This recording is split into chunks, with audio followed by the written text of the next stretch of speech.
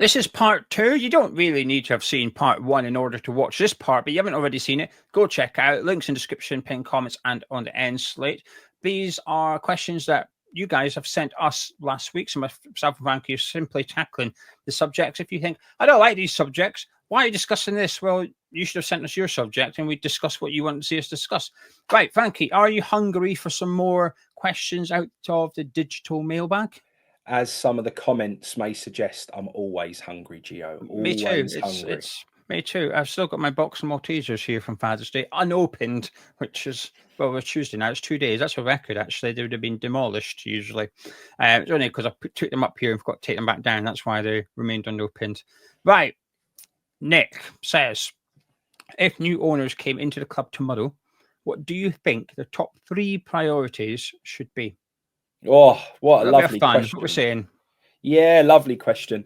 Just go and have a look at any of the clubs. This would be my advice to them. You've just taken over a Premier League football club.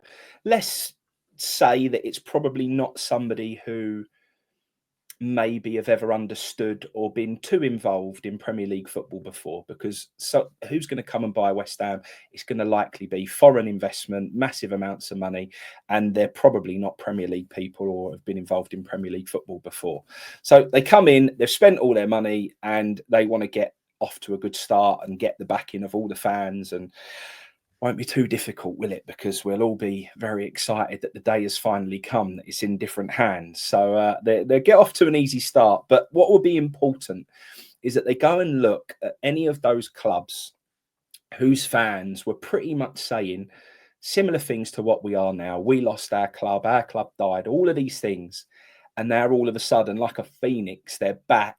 They're loving life, and their club is in a better place than it's been in a very long time. So, you know, a lot of people, and we've discussed Amanda Staveley before, and we've discussed a lot of what's happened at Newcastle.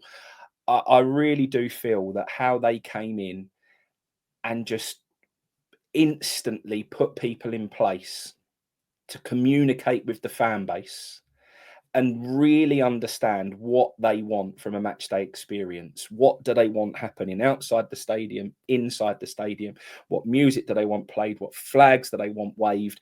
All of these things I thought was so important. And it really played a massive part in the positivity and the kind of drive that Newcastle have had pushing that club back forward. So I think that would be a real key one, is just putting some sort of proper fan engagement in place, a communication channel to really understand what West Ham fans want from a matchday experience at West Ham. I mean, I'd love them to come in and get this stadium situation sorted. I mean, just tackle it, whether it's going to be redevelopment, whether it's going to be, no, we need something else, whether it be knocking it to the ground and doing something else, whatever it may be, that, you know, the stadium is really key. And then also just come in and have a real proper plan for what they want to see, an identity on the pitch. Give us a clear direction of how West Ham are going to play football, what kind of football we're going to play, what type of players we want, and also just communicate that a little bit so we understand what's going on. It's a lot easier for fans to relax and get behind the team, even in times of, because let's be honest, Newcastle's journey to where they are now hasn't been just one No, upward trajectory. no, It's been a yeah. little bit here, there, and everywhere. But when you're actually, you know, making it obvious and you are explaining why things are the way they are, and there's a clear identity, people will be more patient. People will give it time because they'll think, I can still see what we're trying to do. I can still understand what we're trying to achieve here. So for me, they're my 3 things. And yeah, there's plenty. This is what gives me faith, Gio. Gives me loads of faith right now that when people say our club's gone, it died when we let all this sort of stuff. Yeah, okay, it may never be exactly the same as it was before. But I've seen plenty of examples of clubs go from a horrible place to being a really good football club to be around again and enjoyable for the fans. So there's so many blueprints out there. All they've got to do is go and look at everything that those clubs did and try and replicate a bit of it, and all should be well and good. Yeah, improved match day experience. I'm going to leave that vague because I think there's lots of ways you could do it, and I think it's a quick fix. I think getting people back and people enjoying it a bit more would be very beneficial. Make it more enjoyable. So improve match day experience. Overhaul the player recruitment process. Just bring us up to what the modern age is. Really, have a director of football, have analysts in place, have your scouts in place, so that when the manager buggers off eventually, whoever that is, that part of the football club doesn't fall down. That part of the football club continues. And then lastly, it would be to use the financial loopholes better than any other club. Now, you might not like what Chelsea are doing. Oh, they're bending the rules because they can and because they have to. And I'd like us to do a bit more of that as well. Actually, if there's a way that we can sell the women's team to the owners' club and inject 150 million in, and it helps us out, just do it. It doesn't have to be morally correct. It just has to be within the rules. And lots of clubs are finding loopholes and whatever to get money into their club, whereas ours, it feels like we're the ones sat there playing by the rules, going, "Oh well, what can we do?" Well, everyone else is playing by the rules. They're just doing it more clever than you. And I think I would like to see smart decisions made which allow the club to grow and improve. Because if you ain't going forwards, you're going backwards. And I'll be, yeah, we're quite, well, only 5 minutes in. We'll just say we're 35 minutes in. That's the two podcasts combined. But I'm not going to put this in the title or the thumbnail or anything. There is a bit of me looking over my shoulder at, and this is going to sound stupid, but hopefully people understand what I mean, at Wrexham and Birmingham City. Because I think if they get into the Premier League, they may stay in the Premier League because they will have owners that can plough money in, will plough money in. They've got ambitious owners there. They're not going to get to the Premier League and go, "Hey, that's it. Done. We're okay to get relegated now. We've achieved what we want to achieve." They're going to get there and go, "Let's keep going." And I think that's a bad thing. So at the minute, it's almost like the top 17 in the Premier League. And I think it could stay like that. But all it takes is the right promoted team to come up that says, "No, I'm not having this. We are run better than you." So yes, our squad's not as good, but because as a football club, we are run better than some of those in that 17. We're going to overtake you because financially we can back our club better than you because we know how to play by the rules. You do not. And I'm a little bit worried that those two in particular, this summer, the three teams that come up, Leeds are quite ambitious. But with Sunderland and Burnley, I'm looking at them. I'm not that worried. I'll be honest with you. I feel confident Sunderland and Burnley are going back down. I think Leeds are the ones I look at and think they might have something. The thing that makes me think they might not is retaining Daniel Farke. When there was talk about maybe sacking Farke, I thought that might be the right thing to do because I'm not sure he's a good enough manager for the Premier League. But I don't think he'll get long. I think 6-7 games in, he's struggling. I think he's out of that club. I feel confident Leeds have already earmarked a replacement for Farke, so that if come September, October, maybe the October international break, if things ain't going well, he's out of there, the next guy's in. They will be ruthless. But my concern is there's two clubs in Championship now with big plans, big backing, big ambitions. And if they do make it to Premier League, someone's going to have to maybe exit. And I do worry that at this point in time, we are that club. We can fix it so that if they come up next summer, we are now no longer that club. We've improved a lot, but it's hard to believe. Now we're going to change subject drastically. This is going to be a bit of a bitty podcast because we're going to get through as much questions as we can. The last one had a bit more flow to it, but this one's from Mercedes, who says, "Please discuss the contribution made by Mark Noble as our sporting director. What difference has he made? Moyes gave him the role even though he had no academic or professional qualifications to be at board level. Furthermore, he has no experience. So this new position was created and approved by the dwarf for Moyes to get a fan of the club back in the hierarchy. Has anyone ever heard Noble say a negative comment about the running of the club since he became a permanent employee? Noble, in my eyes, lost all credibility when he accepted the 30 pieces of silver. You guys are West Ham fans. You both know how poorly our club has been run and managed to the detriment of the fans. Surely, if Noble is a fan, he should be speaking out about the stadium, recruitment, transfer waste, pricing, etc. Noble has earned enough to not need to work, so he could be honest with his thoughts." Very, very hard to argue with. One of those topics of conversation that splits opinion, and people are always quite scared to address, to be perfectly honest. We've seen the cartoons that go around that show Mark Noble as a bit of a ball puppet. And I think sometimes people feel that way. Let's go back to leaving Upton Park and this club isn't run like a circus anymore. That comment. He must regret that. Do you reckon he regrets that? He's sure. Well, this is what the question is asking. Does he regret it, or does he believe it? Does, at the end of the day, that, yeah, okay, he was at West Ham prior to their ownership, but they continued to give him a very good living, a very good life, and still continue to do so now. Where else would he be in football right now if he didn't have the role that they'd given him? It was very kind of them. It literally gave him a purpose after football. I think a lot of people can spiral without a purpose after football and really struggle with not being a professional football player anymore. And they've given him the perfect way for him to retire and still continue to, just have that bit of what you need, and relationship with football that just makes retirement a lot easier. Now, from the outside, can you see everything that the benefit or what he is doing or the things that he is bringing to the role? I think it would be very tough from afar to see everything that he does anyway. I think it's very much a behind closed doors role. And as fans, I think it's very, very difficult to see what it is that he is doing on a day-to-day basis. So it's hard to have an opinion on the role itself. Yeah.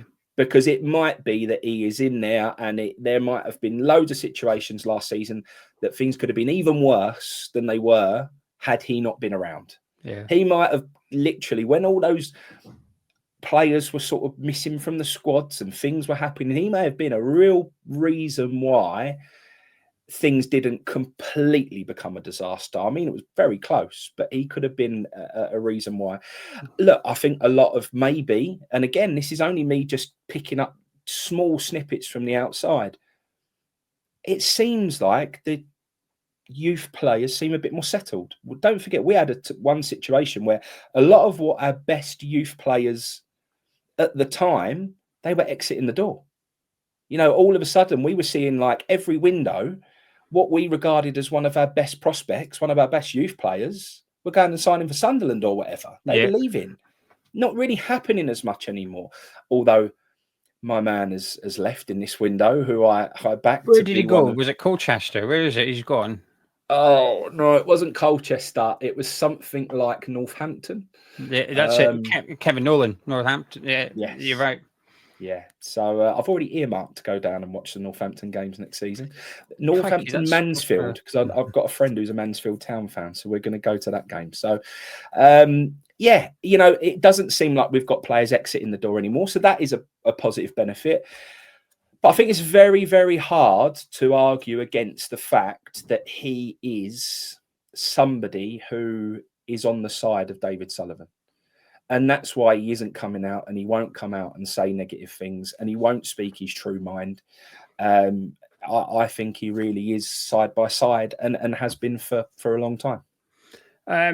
Sorry, Mercedes. I don't think you're going to like Frankie's answer, because I'm sensing you're not too keen on Martin Noble through your question. I could have picked that up wrong, but that's what I'm sensing. I'm going to defend Noble even more here, perhaps unsurprisingly. Frankie, feel free to pull me up on anything if you wish when I speak, but I think Frankie nailed it when he said, we don't know. We don't know anything Mark Noble does. But I do sit on the side of assumption, which is he's a positive influence behind the scenes, because there's been so many players over the years that have left West Ham. I've spoken very highly on Mark Noble as a captain. He's heavily influenced Declan Rice, who's, in my opinion, going on to be one of the best midfielders in the league and stuff like that. And I think having people at the club see You said, what did you say? He sits on the side of David Sullivan. Is that what you said? Something like that? Yeah. I disagree with that. I think he sits on the side of West Ham United. I think his loyalty isn't with Sullivan per se. I think it's with West Ham United. And once Sullivan leaves, I think Mark Noble will still be at the club and he will still keep his mouth shut. And I think this is where I can't have it both ways. I don't like leaks from the club. I don't like it when a club tell people stuff in whatever. And I think the way we've gone about our business, I remember the academy players, and there was actually a really important point in this, and that was Lewis Orford. Got his boots, Frankie. That's them. There they are. Yeah. He sent me them. Match worn, signed by him as well. I normally give things away, but I might keep these ones. Saying that leather boots are match worn Mark Noble ones. That's Mercedes won't want these. It's got Nobes on it. Look, you can't quite see it, but anyway, that says Nobes there. Lewis Orford was an important example because in the past there's been players' contracts. Now, when Frankie said about how we're losing our youngsters, there will be someone that goes, yeah, but who's going on to achieve anything? That's not the point. The point is we wanted to keep them and they rejected our contract and went elsewhere, whether it's Sonny Perkins or Harrison Ashby, it doesn't matter. We wanted to keep that player. That player said no. Now, they haven't gone on to achieve anything, but that's not the point. The point is we were unable to retain the young talent we wanted to retain. That has changed. I agree with Frankie, like George Earthy, Callum Marshall, all signing new long-term contracts with us. And Orford was important because we nearly balls that up. Last summer, we were willing to sell him to Aston Villa. He hadn't had a new contract. He was on the brink of leaving West Ham and doing so under a dark cloud because I know, well, you don't have to believe me, but I'm 100% certain, in my opinion, that some of the youngsters that have left West Ham in the past have left very disappointed at how their contract situation has been handled because in the past, West Ham have gone to negotiate. The players that want more money, they've been offered more money elsewhere. Basically, can you give me what I'm getting offered elsewhere and I'll sign for West Ham? The club said no. But then what they've done is leaked the details of the contract to the player to turn the fans against the players. Oh, money grabber, get out the club. And it's worked by and large. And a few players have left thinking that's a bit of a shame how it's all finished. I was at West Ham. I enjoyed being at West Ham, but they weren't willing to pay me what I could get. And I think that's changed with Noble. I think the young players are now signing up, which is impressive when you consider how little young players are getting into the first team. There's not many examples of academy players breaking into the first team with Ben Johnson, Mark Noble, Declan Rice, Grady Dean Garner. There's not loads outside of those up until recently, Ollie Skulls. So it's not that you can say, look at all these young players. Oh, look at all the academy players in front. There aren't any. So to get them to sign out, you've done something right. But I would rather have people like Mark Noble at the club. And there's something I take a little bit of pride and appreciate. It's a bit jobs for the boys, but I don't mind it as long as there's other people at the club who I don't know. You can have an academy staff. Our academy staff, there's a lot of them who used to play for West Ham. We've got a lot of ex-players involved with the academy at West Ham United. As long as it's not 100% of the staff, I think you need to have some players, some coaches in there who are the best at what they do, regardless of where they've been, who they support. Even if it's a Millwall fan, if it's the best coach possible for the under-15s, I don't care. Get him in and get him coaching our under-15s. But I actually quite like the fact that we've got some ex-players among that coaching team because they get West Ham. Carlton Cole wasn't a West Ham fan. He gets it. Zavon Hines gets it. Noble gets it. Steve Potts, Kevin Keane, they get West Ham. Mark Phillips never played for West Ham, but he's a huge West Ham fan. He gets West Ham. So when these young lads are coming to the academy, having people there that ram home what it means to play for the club, to represent the club, to make them proud to be at West Ham United. I actually want people there at the club representing us as a football club. Have the best coaches, but there's a human element to it as well that I want there. So I actually take a little bit of pride that actually, if you come to West Ham, you give everything, you do well. Like Antonio right now is a perfect example, who, by the way, played for Jamaica. Did you see that? He came on the pitch. Yeah. He's back. He's recovered quicker than Somerville. Antonio nearly died, and he's recovered quicker than Somerville. Anyway, well done to him. Good to see him back. But say Antonio decided to call it, now he's going to say, I'm going to hang my boots up now. I want our club to turn around and say, do you know what? Thank you for everything you've done. we're going to find a role for you at the football club. We know what your skills are. We know what you're like as a person. You've got a career at West Ham now. I like that. I like looking after people that have been a good servant to the club. As for Noble, he's only, as far as I see Noble as the head of the academy. That's why I see Mark Noble as. I don't see him as someone that gets involved in transfers and ticket and prices, anything like that. I see him as the head of the academy. His job is to make sure we've got the best coaches, the right coaches, that the players come through. They want to stay at West Ham, that they love playing for West Ham. They represent West Ham in the right way, that there's a pathway for them into the first team. I think that's his duty. And I think we'll only be able to judge Noble in 5-10 years' time. But you can.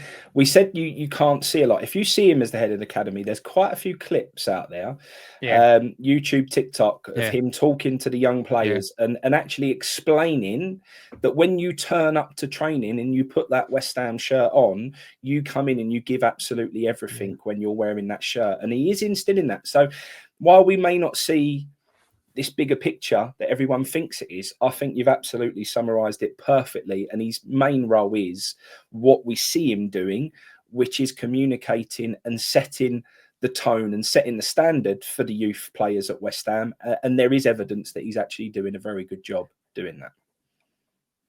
And because we don't hear or see anything doesn't mean he's not having an influence. You touched on a good example there. Last season, it was a bit iffy with a few players and Lopetegui and stuff like Todibo and Areola and stuff. You don't know if Noble's gone to those players and said, look, just let's get this fixed out. You don't know if Bowen's going to him every week saying, here, Mark, I've got a bit of an issue here with one of the players, what to do. Oh, right, you do. Oh, brilliant, okay.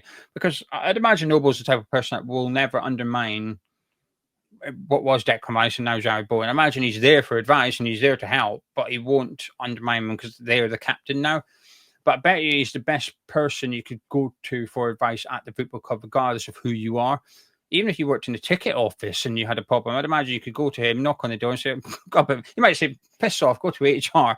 But I don't know. The feeling I've always got from people that have worked with him is that he is very approachable. He is very nice. He's got the time of day for anyone at the football club. And I feel better for having him involved at the football club.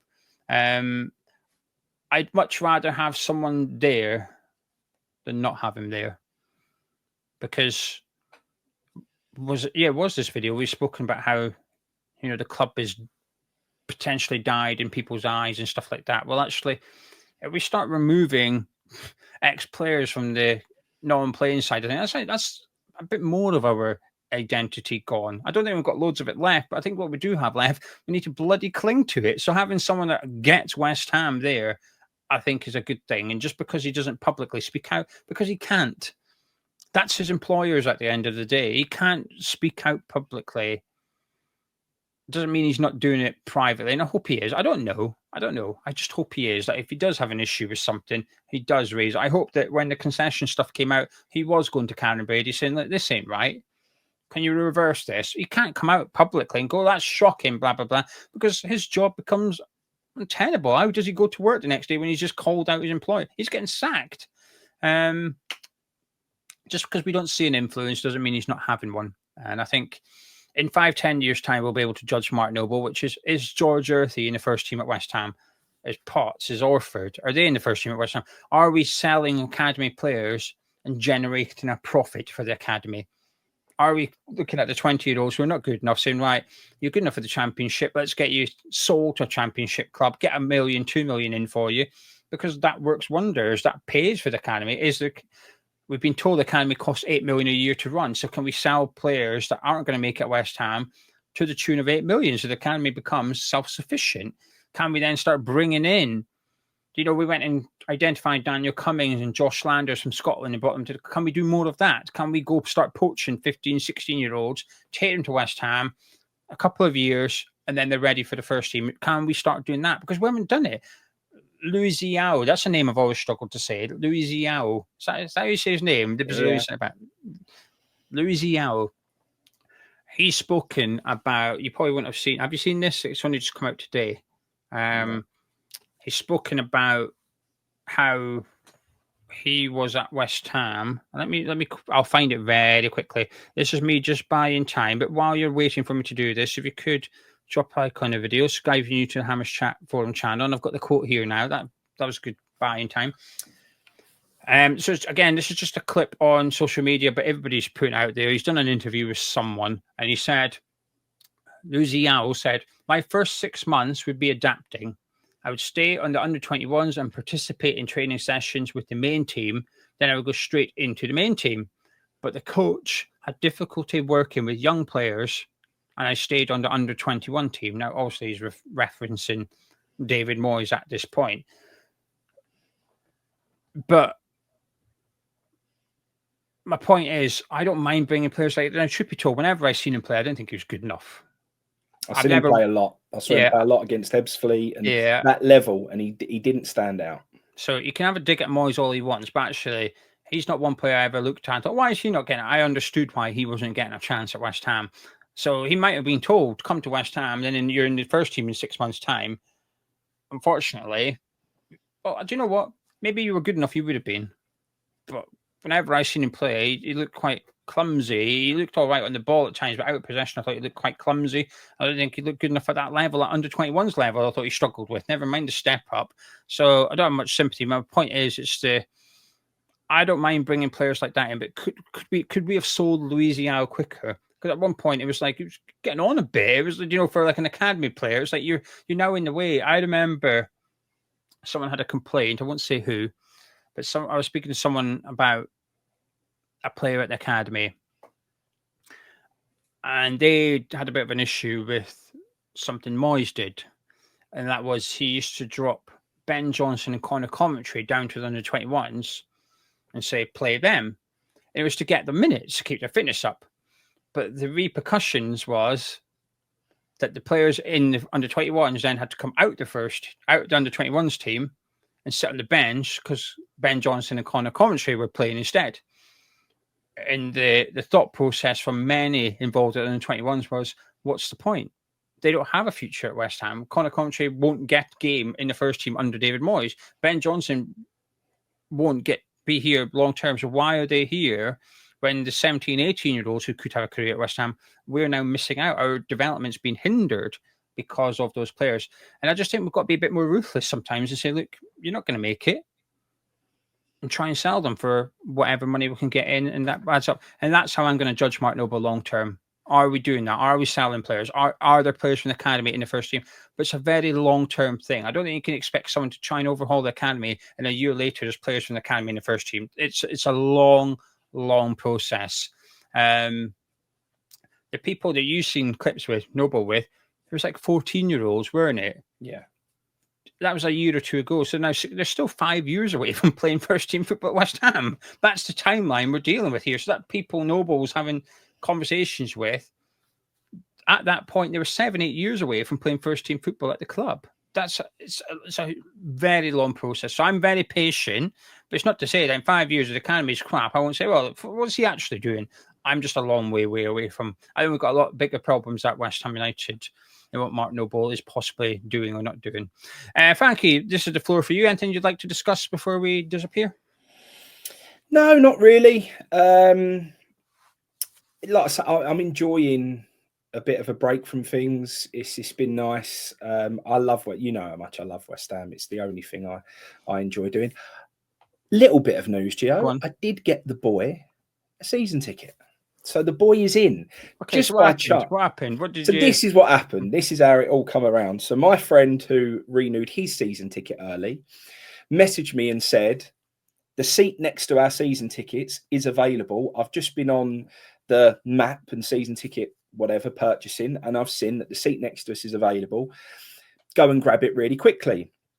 I thought, okay, I'll go and do that. So I've logged into my account, put it in my basket, tried to go through. It says something about you've purchased too many tickets for this seat, or you've purchased too many over your allocation of what you're allowed. So, okay, so tried and tried, couldn't do it. So then he said, no, it's all working on mine. Log into my account. So he gave me his details. So I logged into his account to do it. So put it in my basket, got to check out. Everything seemed absolutely fine. Put the payment details in, wouldn't go through. Again, got a similar sort of error message saying that you weren't able, you over your allocated amount of season tickets that you can have, or amount of tickets. He didn't say season tickets, he said amount of tickets you can have. I was like, okay, so no good. And I almost at that point gave up, and just something said to me, just get them on the phone. So phoned them up, spoke to a guy, very helpful, and 2 minutes later, season ticket purchase, job done. So there are some good people that work at that club, like in the around the shop, the ticket. Do you know what I mean? Like the non-boardroom, whatever. I don't know how to describe it without being patronising. I don't want to call it like a lower entry job. Do you know what I mean? I don't know how to describe working in the store or the ticket office, but it is luck of the draw. Sometimes you get someone that's just useless and doesn't want to be there because they're on minimum wage and they're not West Ham fans and they're arse. It's just a bit of money for them, and you get that. But there are some people actually that are really helpful, will go out their way to help you. And if you get the right person, it's a pleasant experience as a West Ham fan. Oh, brilliant. Thanks for that, mate. You're a credit to the football club. You just made this West Ham fan slightly happier. Thank you very much. It's luck of the job, but I'm glad you've got... It shows you and all, sometimes you've just got to get them on the phone. And just, I do feel a bit sorry for someone, though. Your son...